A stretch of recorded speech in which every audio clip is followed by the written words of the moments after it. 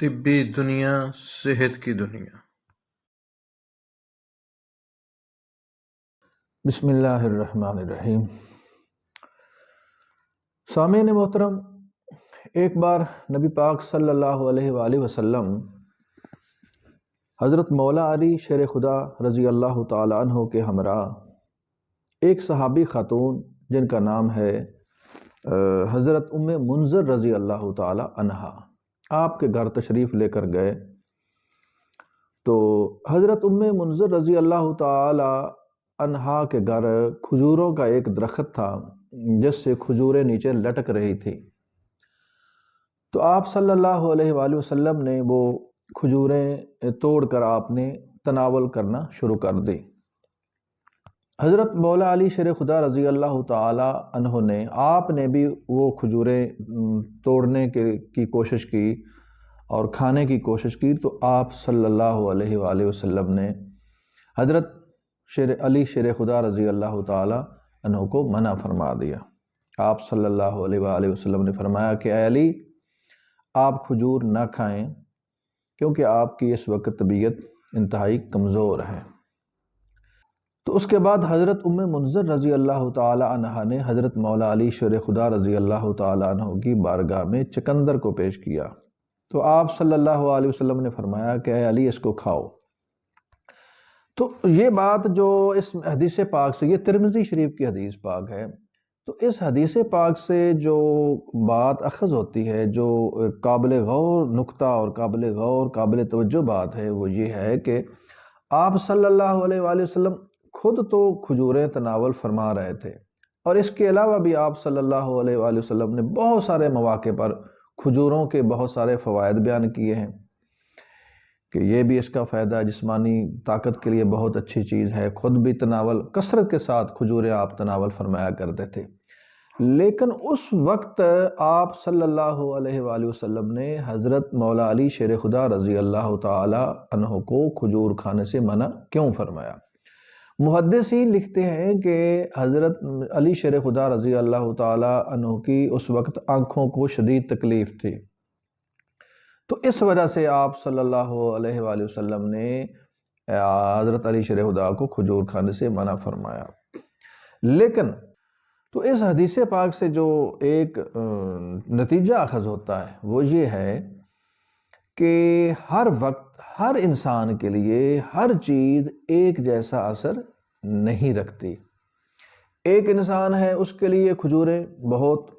مفید ہیں، بہت طاقتور ہیں، لیکن دوسرا انسان ہے، اس کے لیے یہی کھجور نقصان کا باعث ہو سکتی ہے۔ اسی طرح ایک انسان ہے، اس کے لیے کدو کا سالن ہے، گاجر کا سالن ہے، شلجم کا سالن ہے، یہ بہت ہی مفید ہے، بہت ہی اچھی چیز ہے، دماغ کے لیے طاقت دینے والی یہ چیزیں ہیں، اعصاب کو طاقت دینے والی چیزیں ہیں۔ لیکن دوسرا شخص جس کے جسم کے اندر پہلے ہی بہت زیادہ رطوبت، بہت زیادہ الکلی ہے، تو اسی انسان کے لیے یہی چیزیں، یہ کدو، یہ گاجر، یہ شلجم، ٹنڈے وغیرہ، اس انسان کے لیے پھر یہی چیزیں نقصان کا باعث بن جاتی ہیں۔ تو اس حدیث مبارکہ سے نظریہ مفرد ازا جس کے موجد حضرت حکیم انقلاب صابر ملتانی رحمۃ اللہ تعالیٰ علیہ ہیں، ان کے نظریے کی تصدیق بھی اس حدیث پاک سے ہو رہی ہے۔ حضرت حکیم انقلاب صابر ملتانی رحمۃ اللہ تعالیٰ علیہ کا جو نظریہ ہے، تھیوری ہے، وہ بھی یہی کہتی ہے کہ آپ ہر انسان کو آپ ایک ہی غذائی چارٹ اور ایک ہی پرہیز تجویز نہیں کر سکتے، کیونکہ مختلف انسانوں کے مزاج بھی مختلف ہوتے ہیں، پھر اس کے علاوہ خطے مختلف، ان کا مزاج مختلف۔ بہت سارے ممالک ایسے ہیں، جس طرح مغربی ممالک ہیں، تو مغربی ممالک کے اندر شدید قسم کی سردی ہوتی ہے، عرب ممالک کے اندر شدید قسم کی گرمی ہوتی ہے۔ اسی طرح خطہ بر صغیر پاک و ہند ہے، اس خطے کے اندر جو موسٹلی لوگ ہیں ان کا مزاج خشک یا گرم ہوا کرتا ہے۔ تو خطے کے مزاج کو ملحوظ خاطر رکھنا، لوگوں کے مزاج، لوگوں کی طبیعت کے کیفیت کو مد نظر رکھنا، موسم کی کیفیت کو مد نظر رکھنا، یہ ساری چیزیں جو ہیں ان کو مد نظر رکھ کے پھر انسان معالج جو ہے وہ کسی انسان کی جو غذا ہے، اس کا جو شیڈول ہے، غذائی چارٹ ہے، وہ تجویز کر سکتا ہے۔ تو حاصل کلام یہ ہوا کہ کوئی بھی غذا، کوئی بھی خوراک وہ اس وقت تک مقوی بدن نہیں ہو سکتی، یعنی جسم کے لیے طاقتور نہیں ہو سکتی جب تک جسم کو اس کی ضرورت نہ ہو۔ اور جس چیز کی طبیعت کو ضرورت نہیں ہے، اگر وہ چیز فار ایگزامپل ایک انسان ہے، اس کے جسم کے اندر بہت زیادہ خشکی ہے، بہت زیادہ تذابیت ہے، تو اس انسان کے لیے جتنی بھی خشک چیزیں ہیں، اس کے اندر بڑا گوشت ہے، اس کے اندر آلو ہے، مٹر ہے، گوبھی ہے، چنے کی دال ہے، یہ ساری کی ساری چیزیں خشک مزاج والے انسان کے لیے، تذابیت والے انسان کے لیے انتہائی نقصان کا باعث بنتی ہیں۔ اچھا، اسی طرح ایک انسان ہے، اس کے جسم کے اندر رطوبت الکلی بہت زیادہ ہے، تو اسی انسان کے لیے یہ جتنی بھی الکلی والی چیزیں ہیں، مولی، گاجر، مونگرے، شلجم، ٹنڈے وغیرہ ہیں، یہ ساری کی ساری اس انسان کے لیے جس کے جسم کے اندر رطوبت الکلی زیادہ ہے، اس کے لیے یہ ساری کی ساری چیزیں نقصان کا باعث ہوں گی۔ تو الغرض انسان کے لیے وہی چیز طاقت کا باعث بنتی ہے جس کی اس کی طبیعت کو ڈیمانڈ ہوتی ہے، اس کی طبیعت کو ضرورت ہوتی ہے۔ اگر انسان کا مزاج انسان کی طبیعت کے اندر خشکی غالب ہے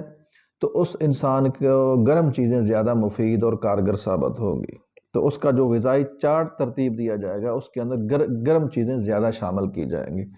اسی طرح ایک انسان ہے، اس کی طبیعت اور اس کے مزاج کے اندر اگر گرمی غالب ہے، گرمی کی شدت ہے، تو اس انسان کے لیے جو رطوبت والی چیزیں ہیں، الکلی والی چیزیں ہیں، وہ اس کے لیے بہت مفید اور کارگر ثابت ہوں گی، اور جتنی بھی گرم چیزیں ہیں وہ اس کے لیے نقصان کا باعث بنے گی۔ اسی طرح ایک انسان کا مزاج طبیعت کے اندر